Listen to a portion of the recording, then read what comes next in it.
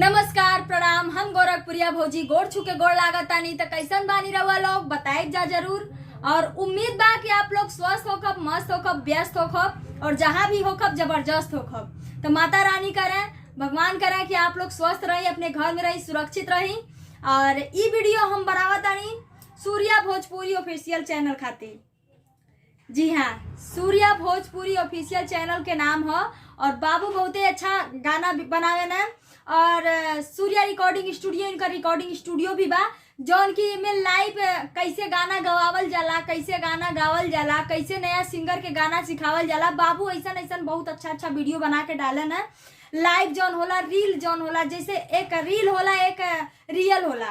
तो रील जौन होला कि जौन लिपसिंग कइल जाला और रियल जौन होला अपने मुंह से कहल, जैसे हम अपन मुंह से बोलतानी एक रियल कहल जाला। तो ऐसे ही बाबू अपने मुंह से गा के अपने स्टूडियो में लाइव गाना गवा के नया नया सिंगरन के दिखावे नी। और बहुत ही अच्छा, बहुत ही गजब बाबू वीडियो बनाए नी। तो रउआ लोग के कहीं दूरे ना जाए के बा, कहीं इथी ना जाए बा। बस आप लोग के जहाँ से हम बात कर रहा बानी यही चैनल के रउआ लोग के सब्सक्राइब करे बा, लाइक करे बा, शेयर करे बा, साथ में बेल आइकन घंटी भी दबावे बा, ताकि जैसे ही बाबू कोनो नया वीडियो छोड़े आप तक नोटिफिकेशन तुरंत पहुंचे और सबसे पहले वीडियो आप लोग देख ले।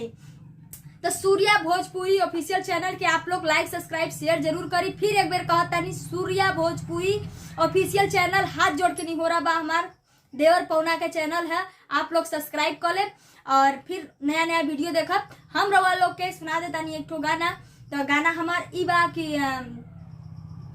सुना देते गाना कि अरे कहवा के कागज फेमस, कहाँ के कलम जी, कहवा के कागज फेमस, कहाँ के कलम जी। कवना जगही आए देवरू, कवना जगही आए देवरू, रहेला गरम जी, कवना जगही आए देवरू।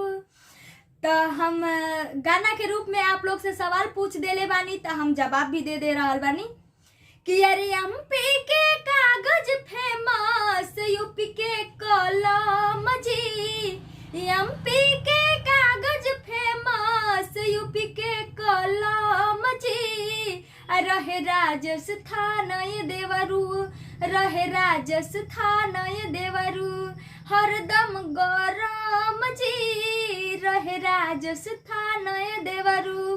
तो सूर्या भोजपुरी ऑफिशियल चैनल के रउआ लोग सब्सक्राइब कर ले और साथ में लाइक भी करब, शेयर भी करब, साथ में बेल आइकन घंटी भी दबा दे। हम रउआ लोग से एक तो छोट के चुटकुला सुना देते हैं कि सब केहू कहेला कि दूध पियला से ताकत आवेला। हमरे कहले के मतलब ये है कि 5 गिलास दूध पीला लेकिन ताकत ना आई। 5 गिलास दूध पी के दीवार हिलाइले कोशिश करो, दीवार ना हिली। लेकिन 5 गिलास दारू पीला देवाली की तरफ ताकि तो खाली तुरंत देवलिया हिल जाई का एकदम भरभरा जाई। तब फिर ऐसे ही मिला एक नया वीडियो में। तब तक के लिए नमस्ते, प्रणाम, जय हिंद। अगर आप सबके हमारा नया गाना सुनने के हुई तो इस चैनल के जरूर सब्सक्राइब करें और बेल आइकन के दबावन ना भूलिए।